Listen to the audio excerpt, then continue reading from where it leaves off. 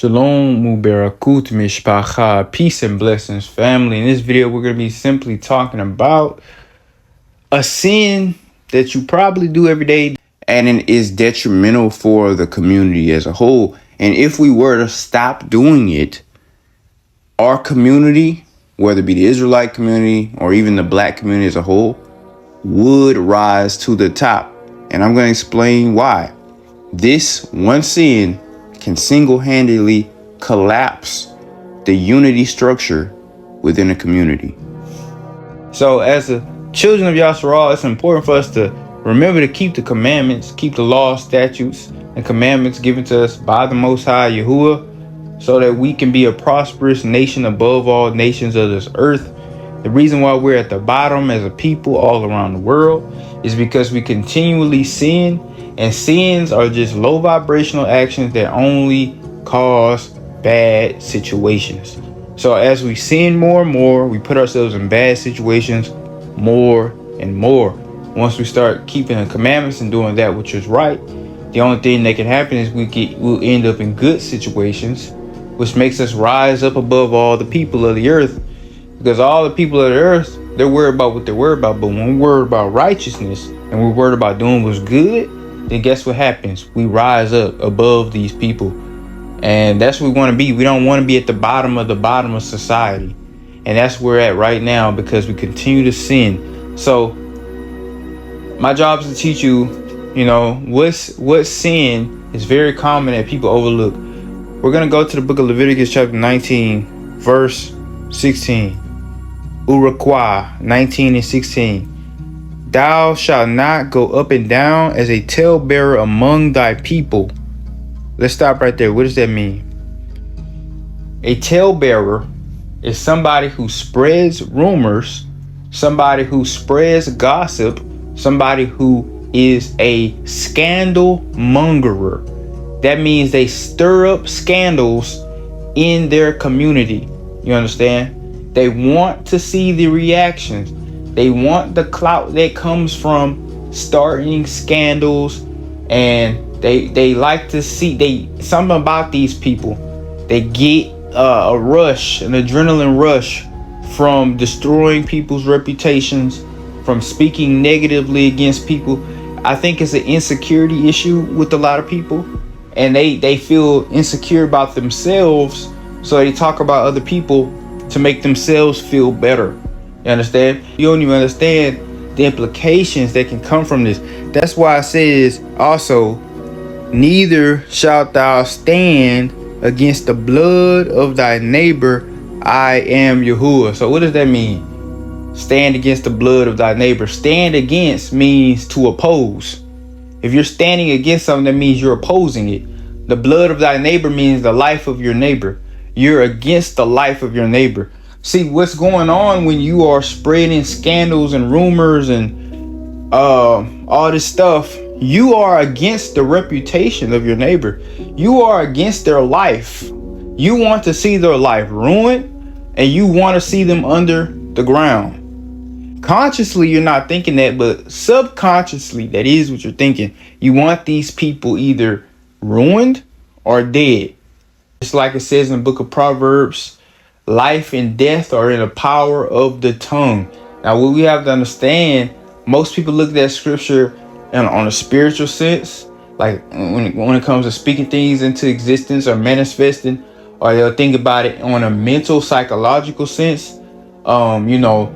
Speaking positive motivation to yourself or things like that to make yourself believe you can do certain things. But there's also a physical meaning to that, a literal meaning to that. You can say things that actually get people killed. See, a lot of people don't know that all these verses I got highlighted are actually connected. It should really be one verse. See, look, it says, ye shall do no unrighteousness in judgment. Thou shalt not respect the person of the poor, nor honor the person of the mighty, but in righteousness shalt thou judge thy neighbor. So you're supposed to judge your neighbor. Thou shalt not go up and down as a talebearer among thy people, neither shalt thou stand against the blood of thy neighbor.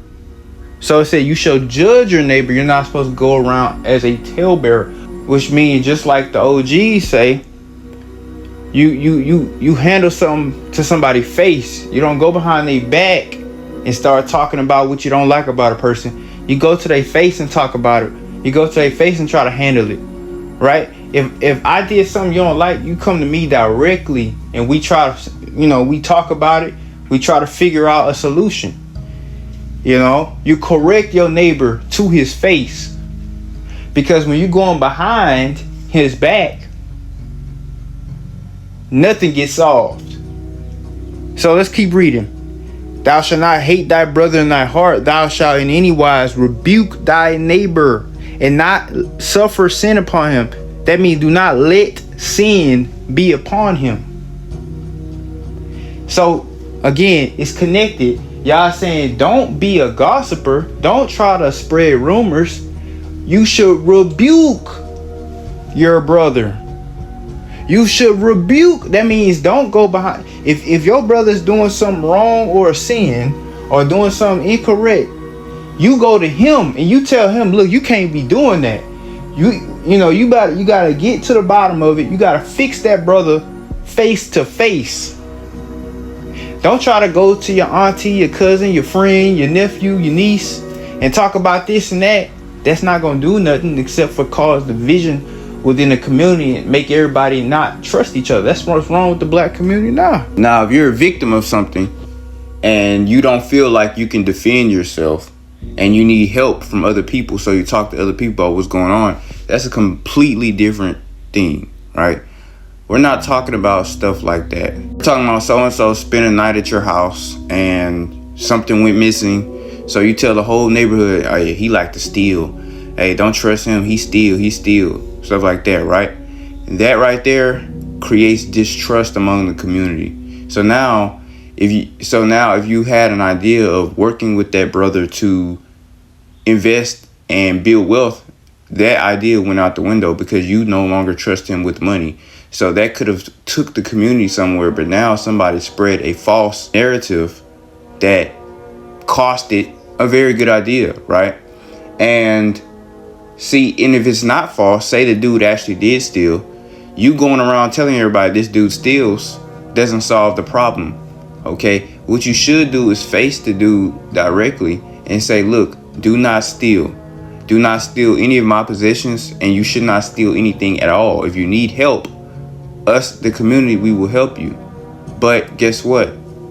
We can't even say that anymore because the community won't help anybody because these chains of events have been so continuous that the effects have already been done. You understand? If we would just start applying Torah to the community, very soon, very quickly, we will notice a drastic improvement in a lot of things. We'll start being able to depend on the community again for things. Just let the brother know, hey, look, there's no reason to steal. The community will help you. I will help you, And it's stuff like that that can just simply change somebody. You don't have to just go around, oh, he steal. That's not going to do anything. It's not going to solve any problems. You understand?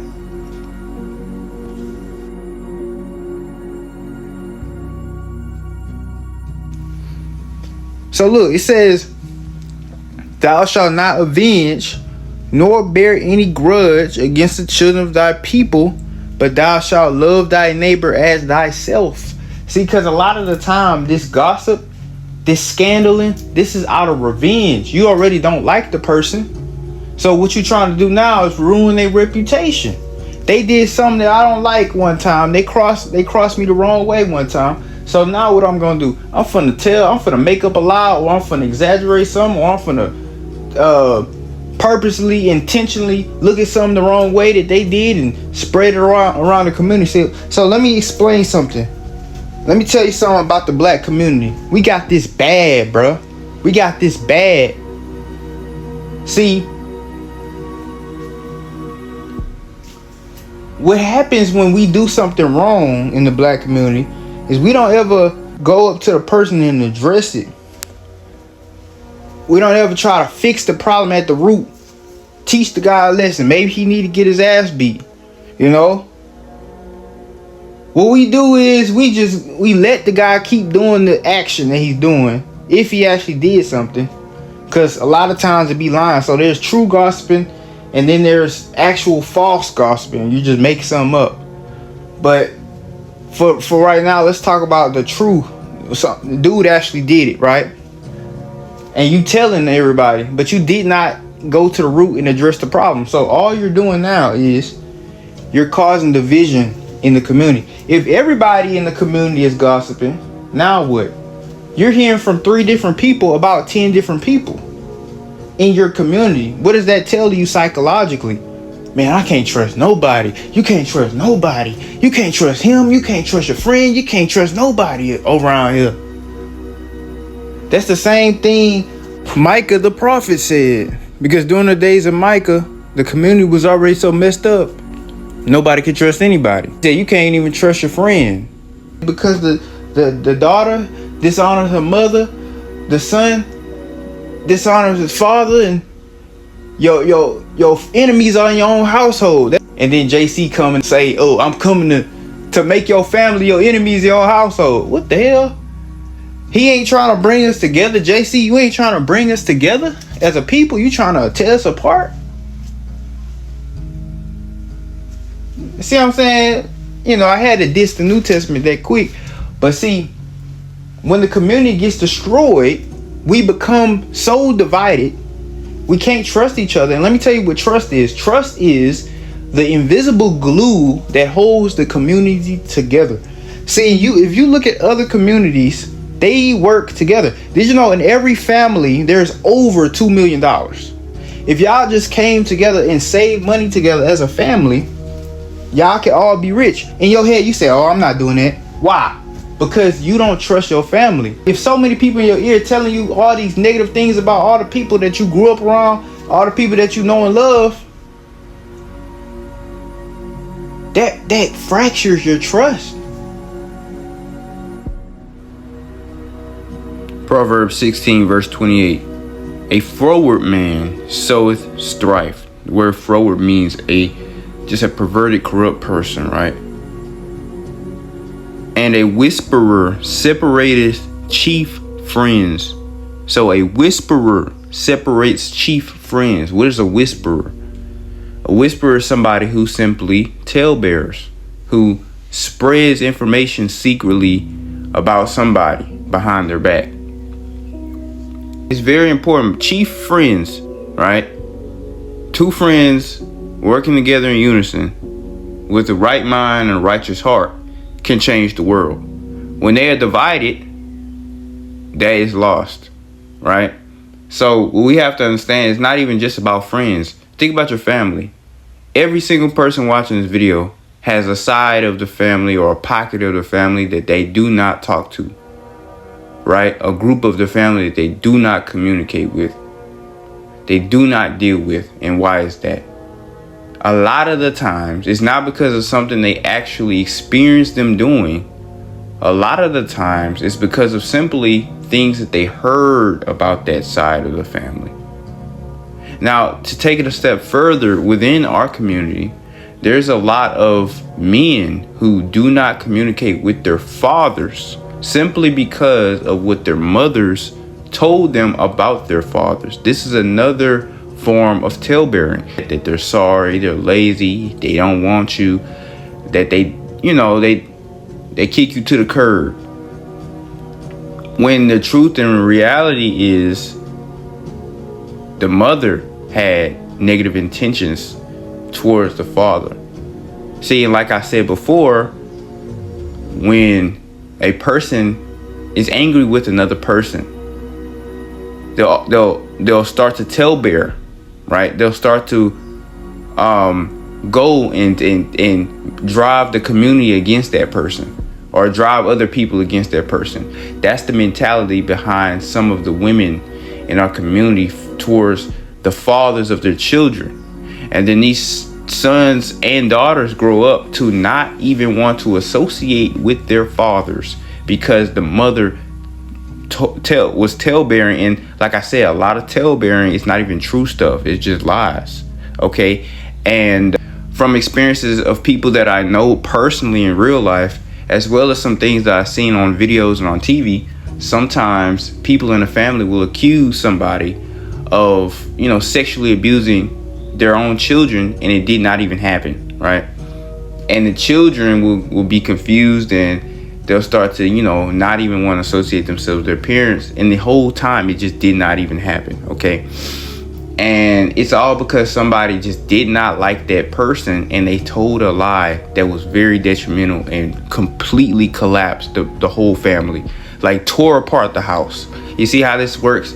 Like this family, a family is a key component to a community. And once one family is torn apart and another family is torn apart, another family is torn apart, guess what? You have no community. You have a whole bunch of people who don't trust each other, who can't ask for help, who can't depend on one another, who can't team up to do anything good. You see what I'm saying? In fact, they'll team up with the few people that they can trust to do bad, to retaliate against certain people who they heard about that do wrong.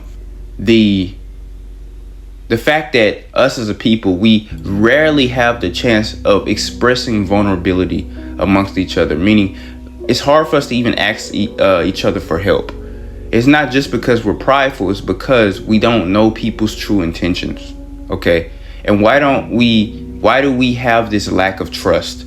Why are we so traumatized? If we just stop sinning in general, if we just stop tailbearing, but also stop killing, stop stealing from each other, stop abusing each other, and start loving each other, then we would actually be able to feel comfortable asking each other for help. We'll actually be able to team up to do good. We'll actually be able to trust each other with money, trust each other with family. You see how that works? But we can't stick together for anything because of the sin. You see, sin causes division. And the way I just broke it down, you could see clearly how sin causes division within a community, within a nation. Okay, now with that also being said, if you look in the animal kingdom or the insect kingdom, you look at ants as they build their nest above and below ground, how they all work together, they team together, and they pass one little piece to another, they work together to carry something. Guess what, guys? Have you ever witnessed one ant sin against his brother? Have you ever seen one ant commit iniquity against his neighbor? No. All the ants work together in solidarity. As I don't know if you noticed, but sometimes the ants will form a chain to pick one thing up, or they'll all link together to make a floating, like a boat, if there's a flood.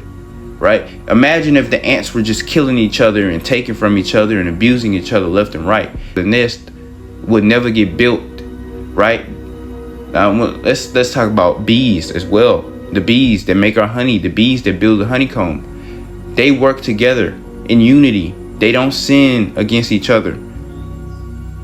When the hornets come to kill the bees and eat the bees attack the hornet in unity. Not one bee is not throwing another bee to the hornet because he doesn't like him. They all work together to fight against the hornet. So with that being said, because these insects do not sin against each other, their communities are strong. Everything gets built quickly and everything is done prosperously. Have you ever seen an anthill not get completed? Have you ever seen bees not be able to complete their job to build their hive and make their honey? No. Anytime these insects start a job, they finish it and it is successful unless we do something to it. You understand? So with that being said, what we have to understand is that if we stop sinning, our communities will be like that of the ants, powerful. If we stop sinning, our empire will be like that of the bees, strong. And that's what we have to understand as a people.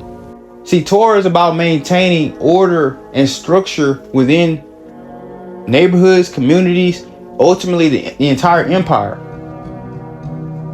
Once we break Torah, we cause confusion, we cause dysregulation, dysfunction, degeneration, and we cause collapse. We make ourselves weak because we are unorganized and anybody can take advantage of us. The other nations can smell chaos within a society. Whenever we're strong and structured and standing together with order and with dignity, the other nations feared us because they seen our ranks, they seen our power, and we was a threat to them. But then when we became divided and chaotic, it was easy for them to smell our weakness, to take us captive, to bring us all around the world and to where we're scattered now. Where we continue to be gossiping and spreading rumors and this and that. And we continue to ruin ourselves even more. Proverbs 11 and 12. He that is void of wisdom despises his neighbor, but a man of understanding holdeth his peace. A talebearer revealeth secrets, but he that is of a faithful spirit concealeth the matter. Everybody have stuff going on that they would prefer people not know about. But if you go and try to just start telling people anyway, you in the wrong, bro.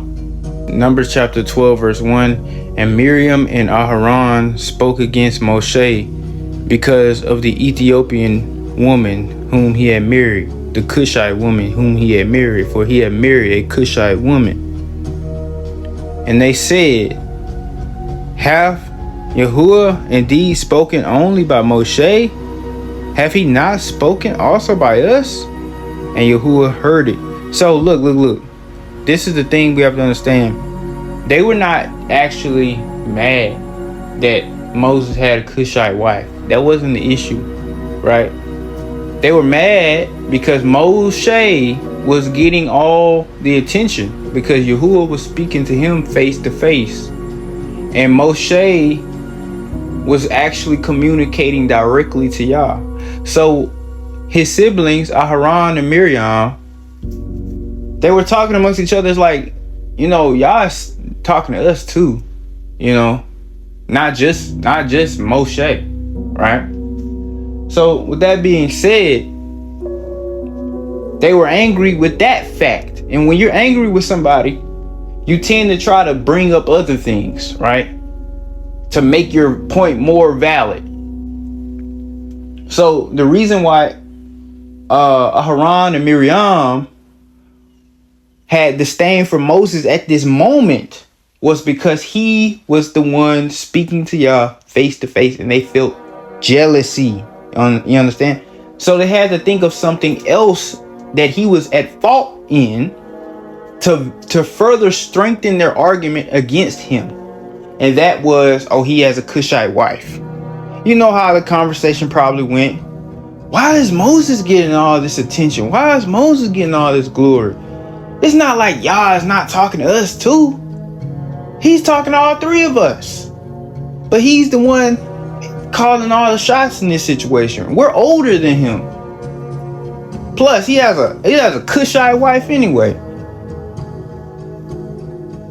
And Aaron's like, yeah, my wife is an Israelite. And Miriam's like, yeah, my husband's an Israelite. But Moses has a Cushite wife. He doesn't even have an Israelite wife. And his children are not even pure Israelites. But why does he have to, that's with that's probably how the whole conversation went. Because you got to understand contextually, Moses was over 80 years old at this time. His wife would be old as well, right? He would have married her right after he fled Midian and he became king of Cush, according to the book of Jasher. With that being said, that was like 40 years ago. He married this woman. So he been had a Cushite wife. With that being said, Miriam would have been known about it. So the fact that she's bringing up something that everybody already knows about shows that she's just trying to strengthen her argument. It's not like she just discovered he has a Cushite wife and she's saying something about it. No, she already knew. She's just trying to push out, something to strengthen her argument. So that's how it starts. That's how gossiping starts. You don't like somebody, you try to find things about the person that you don't like to you started trying to dig it up, as they trying to find dirt on somebody, right, to try to ruin their reputation further. See, and this was a big problem, because verse 3, now the man Moses was very meek above all the men which were upon the face of the earth. So Moses was a very humble person. You understand? And that was what angered Yah. When people talk about people who are humble. Because see, the thing is, humble people don't talk about other people. Because humble people already feel, it's not that they feel flawed, but it's humble people already feel like they're not all that. So they don't have the place to talk about other people. You know what I'm saying? So humble people don't talk about other people. So if you're rewarding good with evil, Yahuwah's gonna get mad every time. And it was most likely Miriam who was doing most of the instigation in this conversation, or probably did most of the dialogue in this conversation, because Miriam was the one who actually got punished for this. And Yahuwah spoke suddenly unto Moshe and Aharon and Miriam, come out ye three unto the tabernacle of the congregation. And they three came out.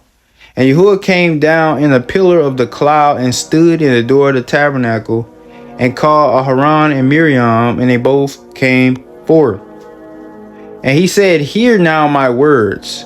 If there be a prophet among you, I, Yahuwah, will make myself known unto him in a vision, and I will speak unto him in a dream. And my servant Moshe is not so, who is faithful in all my house. With him I will speak mouth to mouth, even apparently, and not in dark speeches. And the similitude of Yahuwah shall he behold. Wherefore then were ye not afraid to speak against my servant Moshe? Y'all said, why are you not afraid to speak against this man? I talked to this man face to face, and you talking against him. And see, that's the problem that a lot of people have. They don't realize the amount of power certain people have. They talking bad. They just be talking out their neck. Especially when you in the Israelite community, you cannot do that. Because I want you to understand. Let me put something in perspective here. Okay? You have 8 billion people on this planet. Most of the people worship idols or are atheists. With that being said, only a fraction of people, a small little decimal, 0.00 something, worship Yah by name. Only a small little percent, and that's mostly us in this Israelite community. Yahuwah's love is upon this particular community. Okay? He loves us. Me, you, and everybody. Even though we argue amongst each other, disagree with each other, we are the closest in terms of righteousness compared to all these people of the earth. You understand that? And for us to come and tailbearer and start gossip and rumors and make scandals amongst each other, what you don't understand is you don't know who Yahuwah is actually dealing with for real. Because again, if Yahuwah's love is on this community, say there's a guy who's actually serving him powerfully. Say there's a guy who actually is keeping the commandments like the back of their hand. Say there's a guy who does not sin intentionally. Say there's a guy who does not commit iniquity. Say there's a guy who keeps all the commandments that Yahuwah have given him faithfully. You understand? Doesn't worship no idols. Only worship Yah. Imagine how much love Yah has for that individual. Because again, there's 8 billion people on the planet. Half of them worship an idol or are atheists. And the rest of everybody is murderers, thieves, whores, prostitutes, pimps, drug dealers. The list goes on and on and on and on. And then you got us. Y'all is looking at us. And then you got a few people that actually do everything right within this community. And then that same group of people are getting talked about. Y'all don't realize that y'all could be, talking mess, talking smack about the person that y'all actually deals with, a person that y'all actually speaks to, a person that y'all actually gives visions to. Y'all don't even realize the implications that comes with that. Stop running your mouth, especially about people within this community. Don't do that. But just stop running your mouth about Israelites in general. You want to mind your own business and focus on your own life, and then you'll be pretty good. You'll be pretty good off. So it said, and the anger of Yahuwah was kindled against them, and he departed. And the cloud departed from off the tabernacle. Behold, Miriam became leprous white as snow. And Aharon looked upon Miriam, and behold, she was leprous. You understand? So she got cursed with leprosy. After 7 days, she was healed again, but she got cursed with leprosy for this. You understand? Because you don't realize, Miriam was a prophet. Yahuwah gave Miriam visions, dreams, spoke to her, everything. Even though these people were prophets, you can't even call Moshe a prophet, because he's more than that. He's like, a prophet would be, somebody who can actually get visions and words from y'all. But this is somebody who's having a full-blown communication, conversation with y'all, while seeing him at the same time. Seeing his angelic form at the same time, not his true form. So that's a different type of relationship right there. You can't talk about somebody and expect, that not to go wrong. Another example of tailbearing is just exaggeration, telling tall tales, right? So, for example, we got Numbers 13, verse 32, and they brought up an evil report of the land which they had searched unto the children of Israel, saying, the land, though which we have gone to search it, is a land that eateth up the inhabitants thereof. And all the people that we saw in it were men of great stature. And there we saw the giants, the sons of Anak, which come of the giants. And we are in their own sight as grasshoppers, and so we were in their sight. So here's the thing. These guys exaggerated. You know how our people can be sometimes. They like to look at the negative. They went to this land. They saw all this giant fruit and all kind of food just everywhere. Like huge grapes and all this other stuff. The produce of the land was good. There was waterfalls, rivers, and springs, and geysers, and everything just beautiful. And then they picked out the one negative thing, and that's the first thing they told the people when they got back. And then they exaggerated it, right? Because the giants were only like 8 foot tall, nothing that we couldn't destroy. But they made it seem like it was a people that we just could not take in war, that we just could not be around, because we were literally like grasshoppers compared to them. You see what I'm saying? So what that did is it made the people panic, and they wanted to go back to Mitzrayim. So what happened because of this is y'all said this whole generation, this whole older generation are going to perish. Everybody who enters into this land is going to be of the younger generation, because this whole older generation is on some BS, essentially. They all want to go back to Mitzrayim for some reason. Like they're just so addicted to Mitzrayim. So with that being said, this delayed the Exodus, and this got a lot of people killed. See what I'm saying? All this exaggerating and all this,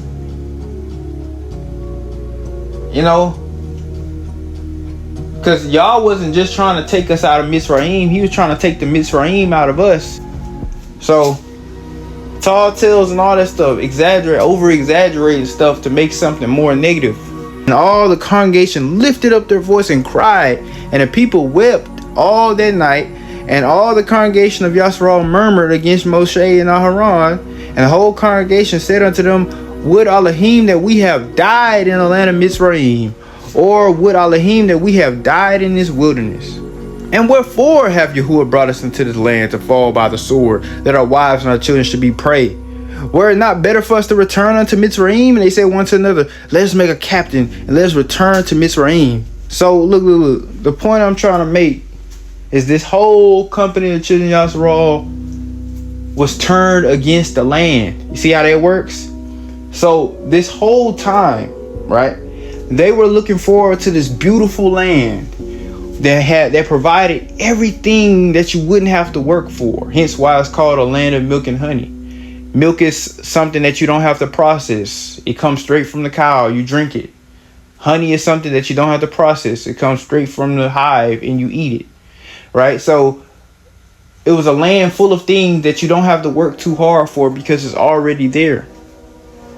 And we long to see this land. We were very excited to see this land. We were in one with the idea of seeing and being on this land. But these people who had this negative gossip about the land caused division between the people and the land. The people did not want to go to the land anymore.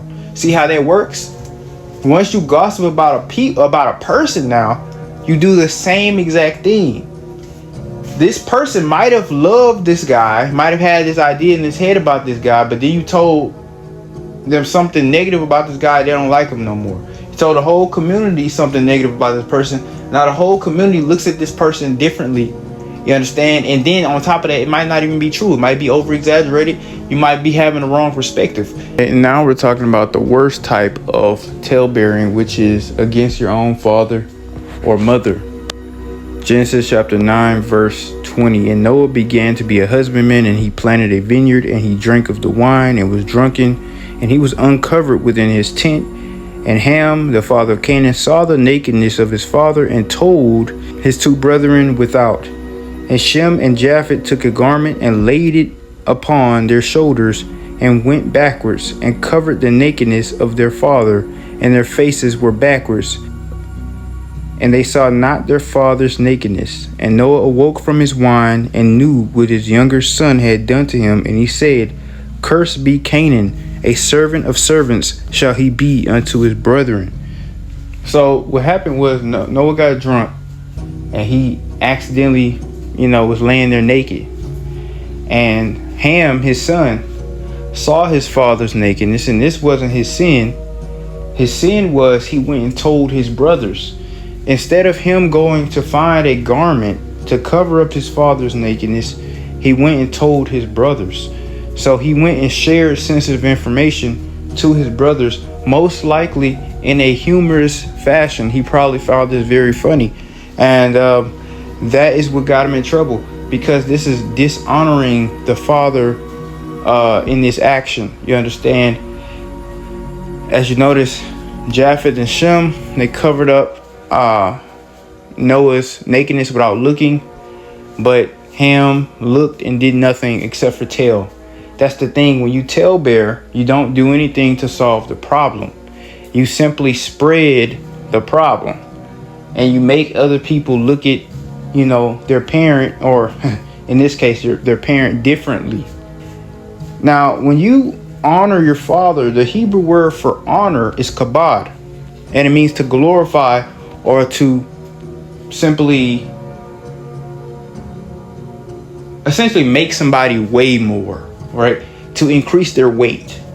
Now, not literally, not feeding them a whole bunch of cake and stuff, but increase their weight in, I guess you could say, value, right?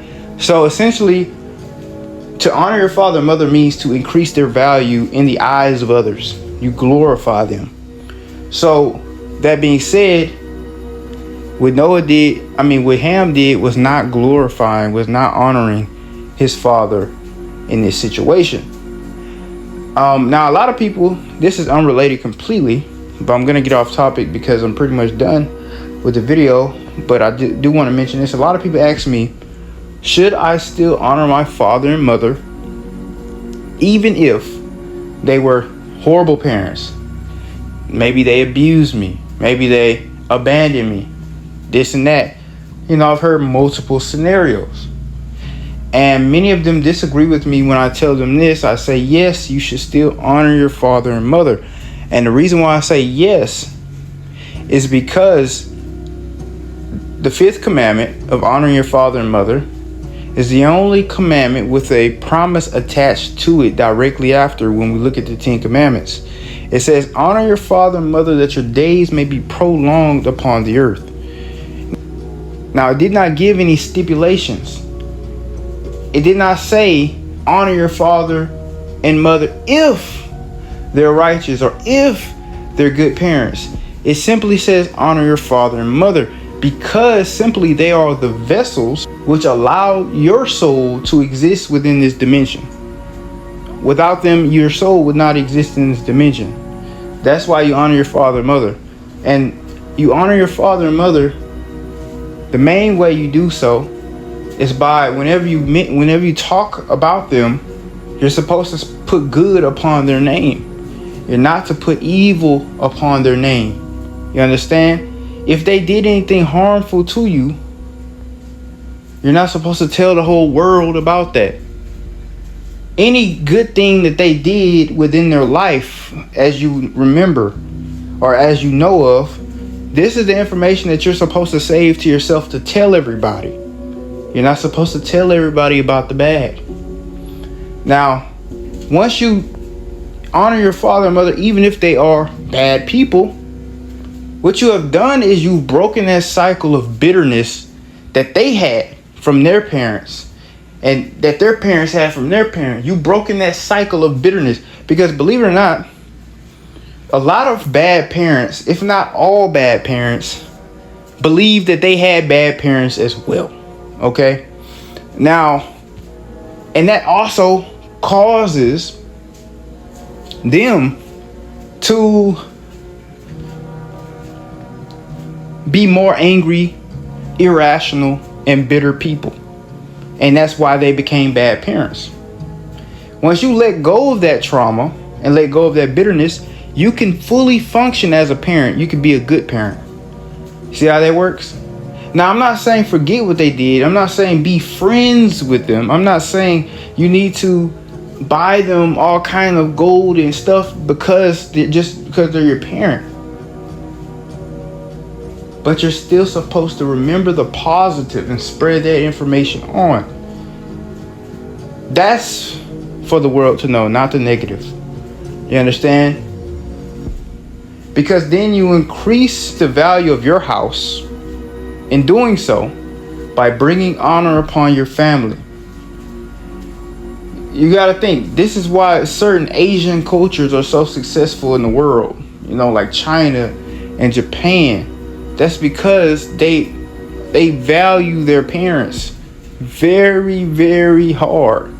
They do not ever bring dishonor upon their father and their mother publicly. That's something that they don't do. That's a complete taboo in their culture. And because of that, you can see how their society functions properly. It's simple stuff like that, guys. And then on top of that, they live very long. Right? They're some of the longest lived people on the planet. So that being said, guys, the Torah speaks for itself, and we see it being replicated in the real world. So I tell people, yes, you should still honor your father and your mother if you want to live a long life, if you want to let go of that bitterness, because that bitterness that you hold on, those grudges, because parent-child scars are big sources of the stress that flows in our bloodstream every single day. And that's what kills us early. So when you let that go and you understand, they're human beings and they're flawed, and that Yahuwah will take care and punish them if they need to be punished, whether it's in the next life or in the afterlife or whatever. And you don't have to do anything negative to them. You don't have to ruin their reputation or anything like that. Yahuwah has it. Yahuwah has vengeance. That's his job, not yours. It's just simply your job to honor them. Once you have that mentality, you're going to live a long time.